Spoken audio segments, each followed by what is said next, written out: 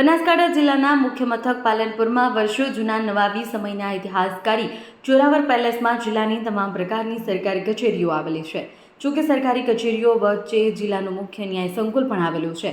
પાલનપુરથી મધ્યમાં જ સરકારી કચેરીઓ અને ન્યાય સંકુલ આવેલું હોવાથી જિલ્લામાં કોઈપણ વિસ્તારમાંથી સરકારી કામકાજ કે ન્યાય સંકુલમાં કામ અર્થે આવતા અરજદારો ખૂબ જ સરળતાથી પોતાના કામ પૂર્ણ કરી શકે છે। પરંતુ છેલ્લા કેટલાક સમયથી તંત્ર દ્વારા જોરાવર પેલેસમાં આવેલા આ ન્યાય સંકુલને શહેરની મધ્યમાંથી ખસેડી હવે પાલનપુર તાલુકાના ચગાડા ગામ નજીક ખસેડવાની તજવીજો ચાલી રહી છે।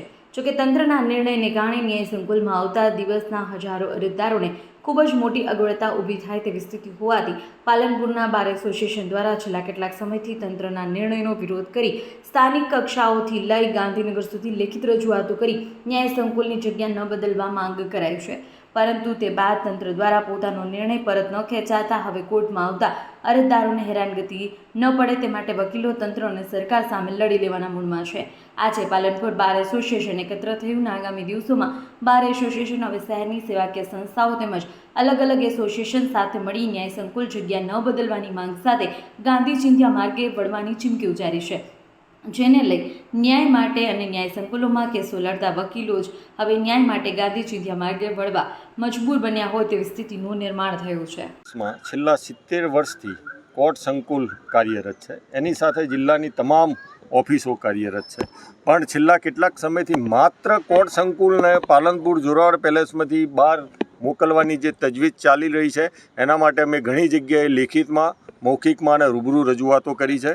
આ જે બાર કોર્ટ સંકુલ બહાર જશે એના લીધે લિટિગન્ટ્સને જે કંઈ પણ તકલીફ પડવાની છે, માનો કે પાલનપુરમાં હાલ 15 કોર્ટ કાર્યરત છે, એ 15 કોર્ટના 100 કેસ ગણીએ તો 1500 કેસ થયા, 3000 પક્ષકારો થયા।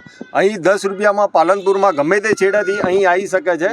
અહીંથી બાર જગાણા જે 8 થી 9 કિલોમીટર દૂર કોર્ટ જશે તો એક એવરેજ એક પક્ષકારને 200 થી 300 રૂપિયા ખર્ચ થવાનો છે। એ લિટિગન્ટ્સ ઉપર એટલો બોજો વધવાનો છે। એટલે અમે એવી જનતાને અપીલ કરીએ છીએ, જુદા જુદી સંસ્થાઓ NGOને અપીલ કરીએ છીએ કે અમારી પાલનપુર જોરાવર કેમ્પસમાંથી કોર્ટ બહાર ન જાય એના માટે અમારી જે લડત છે એમાં અમારી સાથે જોડાય અને અમારી લડતમાં દરેક વખતે ઊભા રહે અને અમે પણ જે કંઈ પણ કરવાનું છે એ કરવા માટે અમે પાલનપુર વકીલ મંડળ હર હંમેશ તૈયાર છે અને તૈયાર રહેશે। કે જોરાવર પેલેસમાં વિવિધ કચેરીઓ છે, ગ્રાહક સુરક્ષા કોર્ટ હોય, જિલ્લા પંચાયત હોય, કલેક્ટર ઓફિસ હોય, એ સિવાયની 35 થી 40 ઓફિસો છે। અને જ્યારે કોર્ટો વર્ષોથી કાર્યરત છે, જેમ અમારા પ્રમુખશ્રી આખી વાત મૂકી એ રીતે લિટિગન્ટ્સ અહીંયા મોટી સંખ્યામાં આવતા હોય છે। શહેરના અલગ અલગ વિસ્તારોમાંથી જ્યારે અહીંયા આવવું હોય તો ઇઝી રહે છે, પણ અહીંથી 7 કિલોમીટર 8 કિલોમીટર દૂર જવું પડે, જ્યાં ફક્ત કોર્ટ રહે, SP કચેરી કે કલેક્ટર કચેરી અહીંયા રહેવાની હોય, તો આવા સંજોગોમાં કોર્ટને શિફ્ટ કરવાનો જે આ નિર્ણય છે એ વ્યાજબી નથી।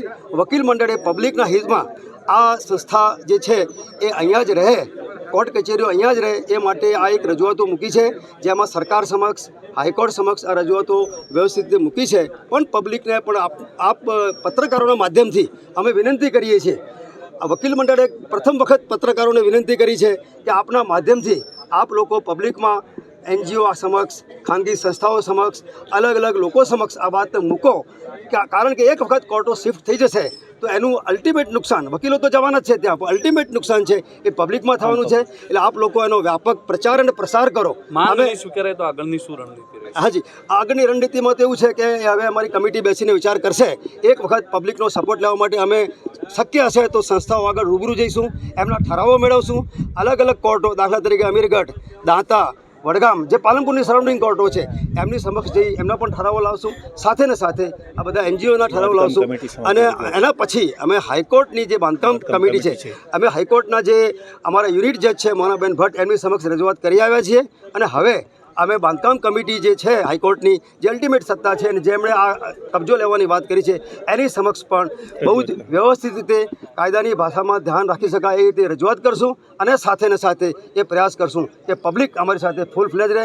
એસોસિએશનના સેક્રેટરી પ્રકાશભાઈ ધારવા, અમે આજે બધા જ વકીલ મંડળના બધા જ સભ્યો અમે જાહેર હિતના એક મુદ્દા ઉપર અમે ભેગા થયા છીએ કે પાલનપુર જિલ્લા અદાલત જે રહી એ જગાણા શિફ્ટ કરવાની છે એવું કમ્પ્લીટલી પેપર વર્ક થઈ ગયેલું છે। અને અમે ફક્ત વકીલોને જાહેર જનતાના હિતમાં જાહેર જનતા અહીંયા જેટલા બી લોકો આવે છે લિટિગન્સ ઉપર એ જનતા ઉપર આનો બોજો પડશે. અહીંથી જગાણા જો જાય તો એમને આર્થિક ભારણ પડશે. આજુબાજુના તાલુકાઓની કોર્ટોના લોકો જે સેશન્સ મેટ્રો માટે અહીંયા આવે છે એવા રોજના 3000થી વધુ અસીલો અહીંયા આવે છે. અસીલો ઉપર ભાર પડ્યો છે. હાલની તારીખમાં પાલનપુર એક ઐતિહાસિક નગરી છે. એ ઐતિહાસિક નગરી એટલે બનાસકાંઠાનું હૃદય કહેવાય છે. એ હૃદય પર એક ઘા કર્યો એવું લાગે છે. અમે વકીલો જાહેર જનતાના હિત માટે પૂરેપૂરા સક્રિય રીતે આ કોર્ટ અહીંથી ન જાય એ માટે તન મન ધન અને છેલ્લે જો જરૂર પડશે તો ગાંધી ચીધ્યા માર્ગે પણ અમે જવાની તૈયારી રાખી છે. અને અહીંથી અમે કોઈપણ સંજોગોમાં આ કોર્ટ અહીંથી ખસેડવા દેવાના નથી. ફક્ત કોર્ટ ખસેડવાથી અમે અગાઉ રજૂઆતો બધી જ જગ્યાએ કરેલી છે, જેમાં પાલનપુરના ધારાસભ્યશ્રીએ પણ સમર્થન આપ્યું છે. અહીંના અત્યારના રનિંગ સાંસદ છે ગેનીબેન, એમણે પણ સમર્થન આપ્યું છે. એટલે બધા જ લોકો અમારી સાથે છે. જાહેર જનતા પણ આની અંદર જોડાયેલી છે.